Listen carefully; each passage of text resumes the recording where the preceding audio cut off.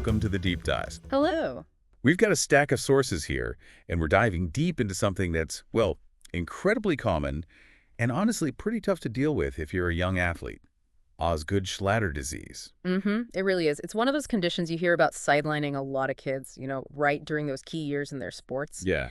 And our source material for this deep dive, it's basically clinical information, the kind of detail medical professionals use to understand it, to manage it. Right, and our job here, our mission, is to take all that info, sort of cut through the really dense clinical language, and pull out what you really need to know. What it actually is. Exactly. What is it? Yeah. Who gets it? Why does it pop up during those intense growth phases? And maybe most importantly, what does this material tell us about how it's usually checked out and managed, especially for active kids? And the name itself, Osgood-Schlatter, it sounds a bit, I don't know, formal, maybe a bit intimidating. A little bit, yeah. The sources mentioned it's also sometimes called tibial tubercle apophysitis or traction apophysitis, lots of syllables there. Right. But as the material points out, whatever you call it, the actual pain that comes with it, definitely not something to take lightly. Absolutely not. Yeah. So let's just jump right in. What did the sources actually define Osgood-Schlatter as? Okay, so at its core, the material describes it as a really frequent cause of pain right at the front of the knee. Okay. And specifically in young athletes whose bones, they're still developing, the spot is tender, right where the big tendon from the kneecap, the patellar tendon, connects to the bone just below it. That little bump on the shin bone. Exactly, the tibial tuberosity. And a really key takeaway from these sources right off the bat, it's what they call self-limited, meaning it does get better on its own eventually. That's good to know up front. And who are we typically talking about here? The sources give us a pretty clear demographic picture, don't they? They do. They specify it most commonly hits boys between, say, 10 and 15 years old. And girls, usually a bit younger, maybe 8 to 13. And that window is significant, right? Because it lines up with... Exactly. It lines up really strongly with those periods of rapid skeletal growth, Yeah. The big growth spurts. Makes sense. And the sources also frame it as an overuse injury. Directly tied to repetitive stress activities. And it does seem to show up more often in males. Yeah, I saw the numbers. The sources noted a prevalence of about 9.8% in that 12 to 15 age group overall. Right, and breaking that down, it was something like 11.4% in males and 8.3% in females. It could hit both knees, too. Yeah, that was interesting. The material shows it's bilateral, meaning both knees, in maybe 20% to 30% of cases. Wow, okay. So, given its link to repetitive stress, what kind of sports are we talking about? Do the sources name names? They do. They list activities with a lot of running, jumping, kicking, that kind of thing. So think like basketball. Volleyball. Yep, basketball, volleyball, also sprinters, gymnastics, football. Basically sports where you're putting a lot of repetitive traction and stress right on that spot below the kneecap. Got it. Okay, now, this is where it gets really interesting, I think. The underlying mechanism, the why behind it, according to the sources. Yeah, the pathophysiology. This part explains why it happens right around those specific ages. Right. So the material tells us it occurs during that stage of bone maturation when the tibial tubercle, that spot where the patellar tendon attaches, is still hardening into solid bone. Ossification, they call it. Exactly, ossification. And this is typically happening roughly between ages 10 and 14, give or take. Okay. And the core issue, according to these sources, is that repetitive pulling, that strain from the really strong quadriceps muscle. A big muscle on the front of the Right. thigh. That force gets transmitted through the patellar tendon, and it yanks on that tibial tubercle. But during this ossification phase, the tubercle isn't solid bone yet. It's a softer growth center called an apophysis. Oh, okay. So this constant pulling causes microtrauma. Think tiny tears, maybe even microfractures, and definitely inflammation at the spot that's just... Well, it's vulnerable then. And the sources really emphasize the role of those rapid growth spurts here. They do. They explain that sometimes the bones are just growing faster than the muscles and tendons can stretch and keep up, Right. which, increases the tension pulling on that developing bone. And this apophysis, this growth area, it's basically the weakest link in that whole chain during these years. That makes a lot of sense. Did the sources mention anything that might make someone more likely to get it? Predisposing factors? Yeah, they list a few things like having tight quadriceps or tight hamstrings muscles, Okay. or potentially issues with the alignment of what they call the extensor mechanism, basically, how the kneecap tracks and how those forces line up. Gotcha. And they also note that while, direct trauma can happen, a direct hit, it rarely causes a complete break, like an avulsion fracture of that tubercle in typical Osgood-Schlatter. Yeah. That's usually not the main mechanism. Okay, so if you're a young person or a parent of one dealing with this, Yeah. how do the sources describe what you typically feel?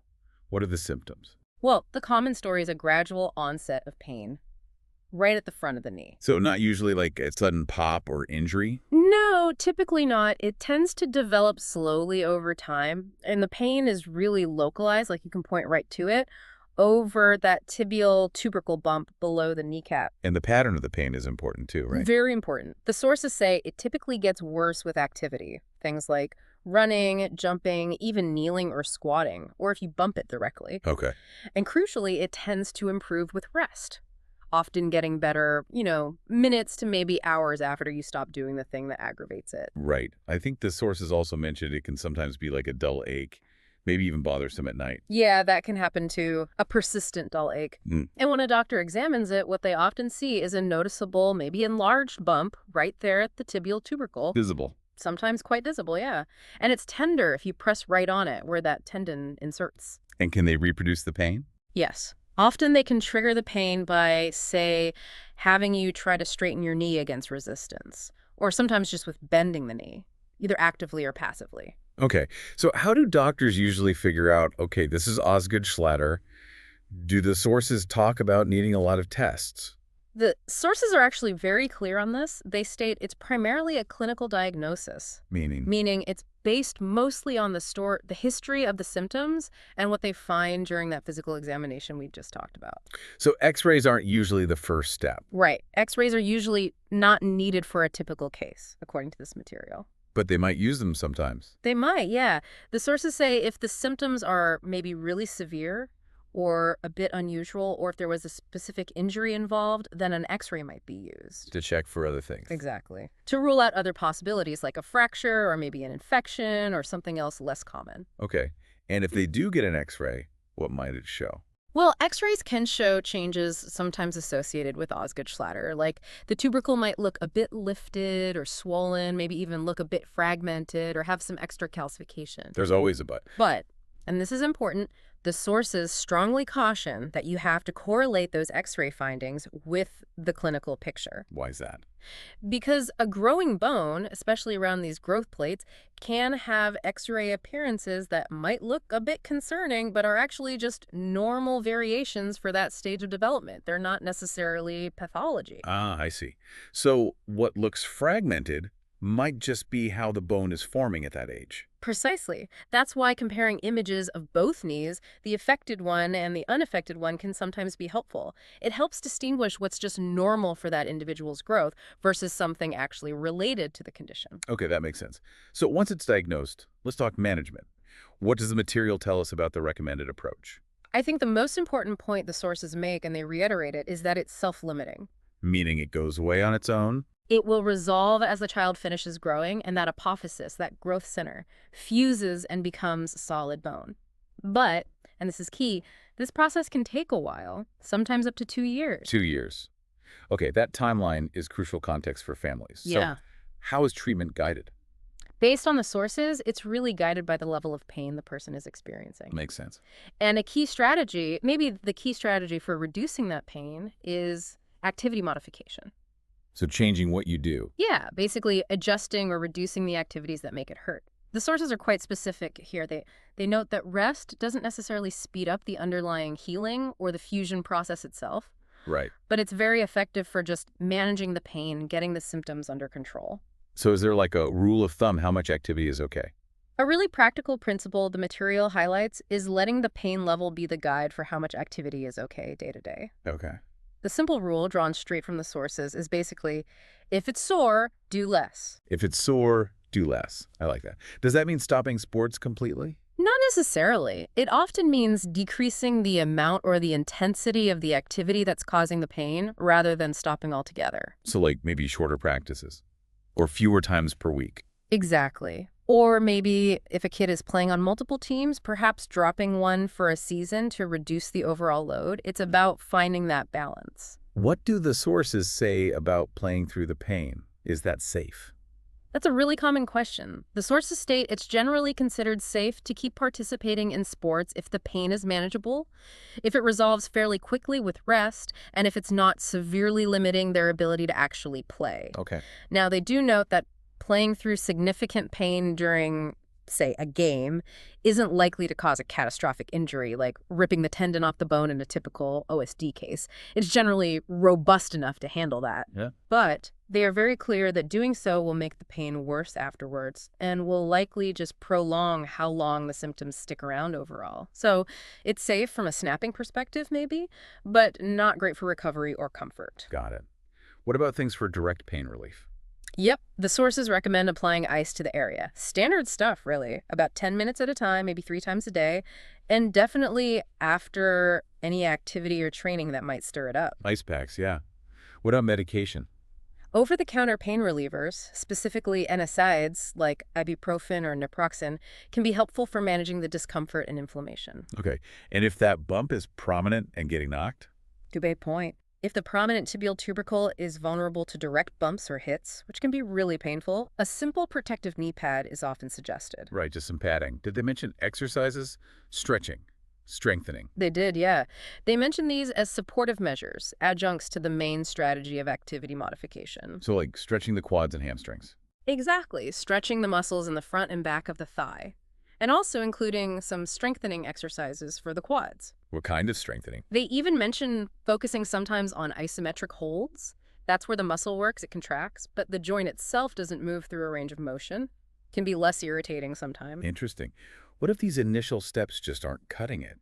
If the pain isn't getting better? If the pain isn't responding well to these conservative measures, rest, ice, activity changes, basic exercises, the sources suggest that formal physical therapy might be beneficial.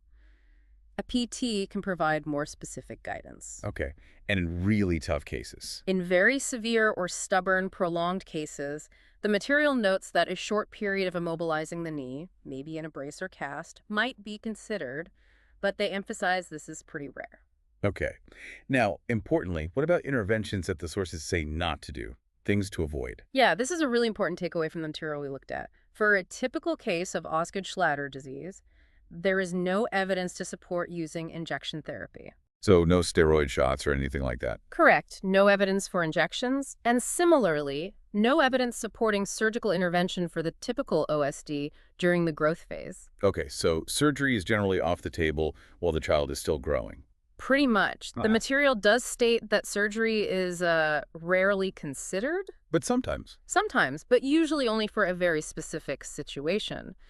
Removing a persistent, painful bone fragment, they call it an ossicle excision, in those rare cases where significant symptoms continue for more than a year or two after the person has completely finished growing and is skeletally mature. So way down the line, potentially, in adults, and only if there's a leftover fragment causing trouble. Exactly. And even in those specific rare circumstances, the sources indicate that surgery offers no greater benefit than just continuing non-surgical management, but it does carry more risks and potential complications. Right. Okay, good to clarify. So looking at the long-term picture then, what's the prognosis like? Overall, the sources offer a very positive prognosis. Excellent, really. Because it's self-limiting. Because it's self-limiting, exactly. While the symptoms can certainly be annoying, and they can wax and wane over many months. Up to 2 years, you said? Potentially, yes. But they almost always resolve completely once growth stops and that apophysis finally fuses into solid bone. That full recovery process, though, yeah, it can sometimes take up to 2 years from when the symptoms first start. Patience is needed. Is there anyone who has problems long-term? The sources do mention that in a small percentage, maybe around 10% of individuals, some symptoms might persist into adulthood. Any idea why? They suggest it could potentially be linked to maybe not getting appropriate management during those growth years, or perhaps not consistently following the recommended care like activity modification. I see. But the main long-term physical effect described is usually just that prominent or enlarged tibial tubercle the bump itself might remain. But it doesn't usually hurt. Exactly. And the material emphasizes that in the vast majority of people, this remaining bump is completely asymptomatic, meaning it doesn't cause any pain or problems down the road. That's reassuring. Is it worth quickly touching on other things that could cause similar pain? Yeah, it's useful. The sources do mention that doctors need to keep other possibilities in mind, especially if the symptoms aren't fitting that classic Osgood-Schlatter pattern perfectly. The differential diagnoses. Right. They list other conditions that could potentially cause similar anterior knee pain and need to be ruled out just to be sure. Things like patellar tendinopathy, Sinding-Larsen-Johansson syndrome, which is similar but affects the bottom of the kneecap, or other less common issues. Got it. And finally, the sources seem to suggest managing this is often a team effort. They did. They highlighted that managing Osgood-Schlatter is often best approached collaboratively, involving different healthcare professionals. Like who? They listed, for instance, a sports physician, a physical therapist, the primary care provider, maybe an orthopedic nurse, or even an orthopedic surgeon in some consulting role. A team approach can be really helpful. And did they mention anything about prevention? Can you prevent Osgood-Schlatter? They touched on potential preventative measures, yeah. Yeah. Things like gradually increasing training intensity and volume, that classic advice of keeping increases below about 10% per week. Slow and steady. Right. Also, using appropriate equipment and ensuring proper technique in sports, maintaining good flexibility through a regular stretching routine. And they also brought up considering the potential impact of specializing in just one single sport too early in development, which can lead to overuse patterns. Okay, so let's try and wrap this up. Bringing together the core insights from all this source material. Osgood-Schlatter is basically a super common temporary growth-related overuse thing in young athletes. Causes pain, often a noticeable bump below the knee where that main tendon attaches. And it's primarily managed by sort of listening to your body, right? Adjusting activity based on pain. Exactly. Activity modification is key. Plus using ice, maybe some pain relief meds, and doing supportive stretching and strengthening exercises. All with the understanding that it typically resolves completely once the child finishes growing. That's the main message. It gets better. Yeah, and despite how long it can drag on and how frustrating it must be for the kids and everyone involved, the fundamental takeaway from this material seems overwhelmingly positive, doesn't it? It really does. For most people, the prognosis is excellent. The symptoms eventually go away entirely once growth is complete. The bump might stay, but the pain usually doesn't. Which leaves us with maybe one final thought drawn from the sources for you, the listener, to chew on. Okay. Given that we know the condition is temporary, it's self-limiting, but the symptoms can last for months or even a couple of years. Yeah.